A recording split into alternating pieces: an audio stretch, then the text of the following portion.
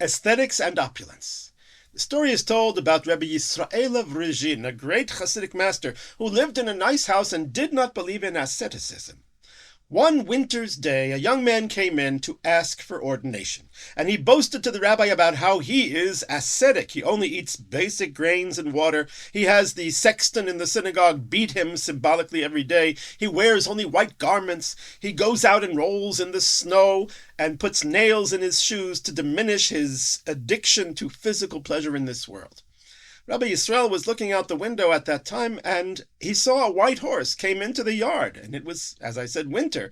The horse lay down in the snow to roll around. And Rabbi Yisrael says to the young student, "Look at that horse. He also wears white garments all the time. He also has a diet of just grains and water. He rolls in the snow. He gets whipped, and he too has nails in his shoes. But he is not asking me for ordination, because he is only a horse." The astounding beauty of the tabernacle is not in contradiction to the spirituality of religion, but rather an enhancement of it.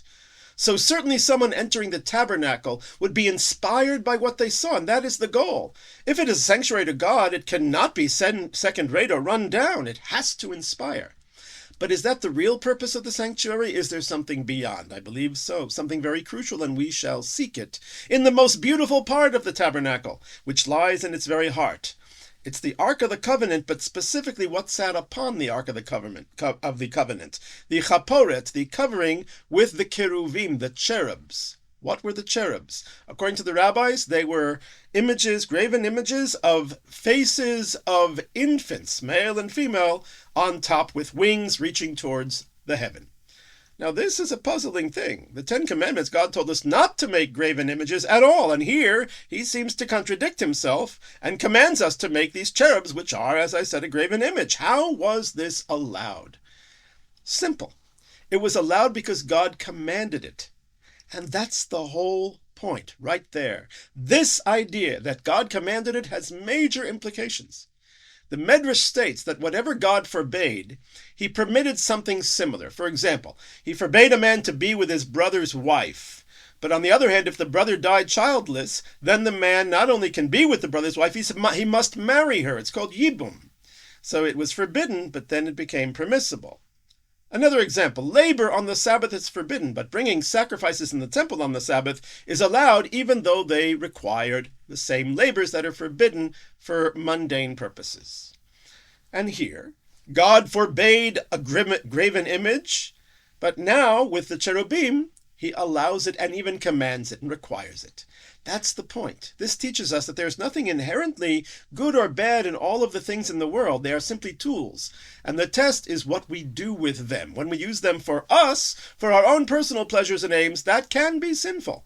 But when we use them for God, as he commands, there's a book called All for the Boss, right? When you do it all for the boss, then they become a mitzvah.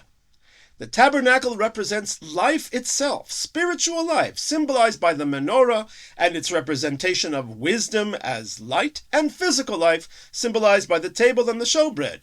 And many other elements represent other aspects of life. We make them as God commanded them on his terms, then they have value. But making a golden calf, making a representation of God that we can control, is, of course, very sinful. So the meaning of the tabernacle is to teach us this lesson, that everything we have in life is merely a tool to serve God. Indeed, the labors forbidden on the Sabbath are learned from the labors needed to construct the tabernacle. When we flip that coin, we can see that the labors we do during the rest of the week must be the equivalent of constructing a tabernacle. Everything we do should be done for the sake of heaven.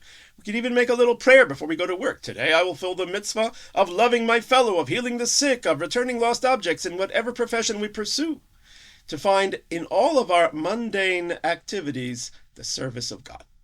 Now, let's take a look deeper. Since God commanded us to make the cherubs, and they are at the center of the tabernacle, then they must be there to teach us important lessons. And then there are many commentaries learning wonderful gems of wisdom from the cherubs. One of them is simply that we must be like babies when it comes to learning. We must always feel that we are at the beginning of our path.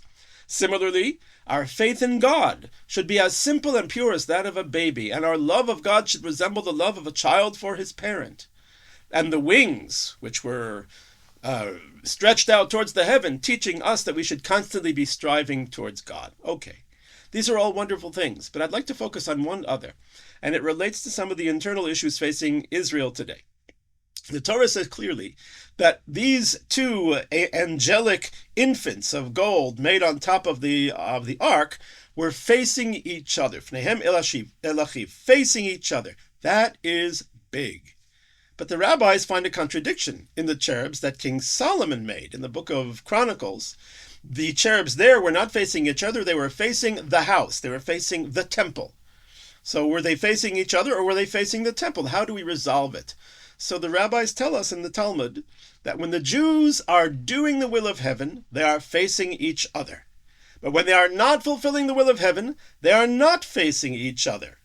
Now, what does this mean? Is this some kind of a test, an indication of the spiritual status of the world, of the Jewish people? I remember hearing a clever phrase from my teacher, Rab David Lifshitz, who once asked about a Talmudic topic we were studying, whether it was, quote, information or formation. So let us ask the same question here. Is the pose of the cherubs regarding each other information? Is it an indication of our spiritual status? Are we doing well, fulfilling the will of heaven, therefore they're facing each other, like a weather vane? I would say yes, but I would also say that it is formation. In other words, the will of heaven is that the cherubs have to face each other. That's what God wants us to do, that we must look at and support one another, be present to one another. It is against the will of heaven to look aside and ignore one another. Some Hasidic masters explain this even a little sharper. If in our lives we are not looking out for each other, then any mitzvot we do are not for the sake of heaven. And I can see this hinted at in the fact that the cherubs in Solomon's temple, according to the version in Chronicles that they were facing the house, were not looking out at the street. They weren't looking away from each other. They were looking at the temple. They were observant. They were looking for their own religious fulfillment, but they had turned their service to God into a personal thing and did not concern themselves with their fellows. In other words, they were justifying, I'm going to do what I know is right and I'm not going to pay attention to anybody else. And this is a powerful indictment. If we are not looking at each other, we are not fulfilling the will of heaven. Recently, the Haredi protests, the ultra-Orthodox, were protesting against the draft, and they have turned somewhat violent. Tragically, people have died. So I want to acknowledge the words of a great Hasidic rabbi, the Rabbi of Karlin-Stolen. He is disturbed by these demonstrations that turned violent. And while he acknowledges that the Haredi world has a valid complaint about the draft, which is a separate discussion, he condemns these violent demonstrations, and he says, more or less, what has happened to us? Who has allowed, what rabbi gave permission to cause damage to other people's property? Where is such a leniency? Who allows people to stop traffic when there could be people in cars who have to get someplace in matters of life and death? Who allowed such a thing? What has happened to us? And I would like to add, who has failed to forbid these types of demonstrations and actions as I do? Now, when we close ourselves into our own religious boxes and cease to see others, we are not fulfilling the will of heaven. And lest it seem that I'm attacking the Haredi world, I am not, because I have to talk to myself. And while we may have disagreements about the draft, I'm happy to discuss it, but I'm not talking to them. I'm talking to anybody listening, and myself again, as I said, because we may be tempted to become, Chalila, God forbid, anti-Haredi. We might take our version of religion and look at the temple and say, that's the truth, and not be aware of others. Now, our version of religion includes military service, and that's a different worldview than much of the Haredi world. But if we think we can just close off to others because we have such a basic disagreement, then we are not fulfilling the will of heaven. What a terrible mistake. Rabbi Jonathan Sachs once famously said that the only enemy that really threatens the Jewish people is the Jewish people, when we are divided.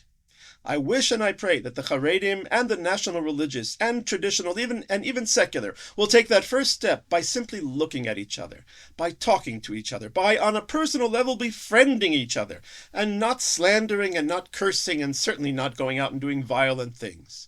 And we of the national religious world would do very well to connect to our Haredi brothers and sisters because we have so much in common with them. And I have a feeling that the more we do this, the more even this thorny issue will find its resolution in a natural way. It takes two to tango for sure, but we must be ready to leave behind our prejudices and get up on the dance floor ready to go. And this is not just a nice thing. This is the lesson of the cherubs. They weren't a statue in the garden. They weren't in the yard or even in the antechamber to the temple. They were in the Holy of Holies on top of the Ark of the Covenant. That is as important and basic as it gets, and that is the will of heaven.